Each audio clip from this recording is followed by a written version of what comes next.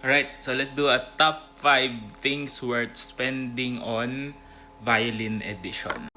So start tayo sa pinakamura. Number 1 is of course fine tuners, especially sa E string dahil mahirap siya itono. At least kapag nawala siya ng konti, you could use this. It's relatively cheap kung wala pa yung violin nyo ng fine tuners. It's easy to get one and easy to install lang. Number 2 is an orchestral mute, okay? Not a practice mute for me, Basically kasi when you use an orchestra mute, mas maririnig mo pa rin yung sound niya. So, if you need to practice in a very small room na may mga neighbors ka, mas okay siya kasi maririnig mo pa rin pero nadadampen niya talaga yung sound.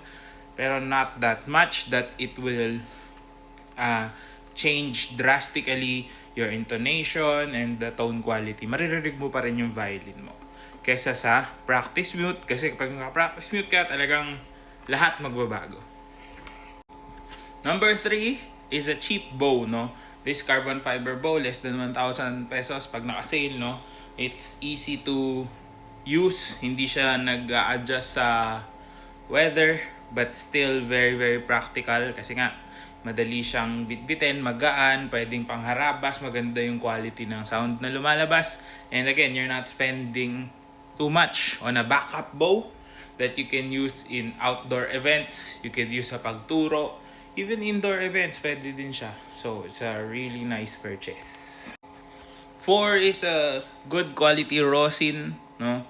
You could get one for less than 1,000 pesos. Magandang upgrade siya, especially if you're using a nicer violin. Hindi na advisable gumamit ng mga 100 pesos na rosin.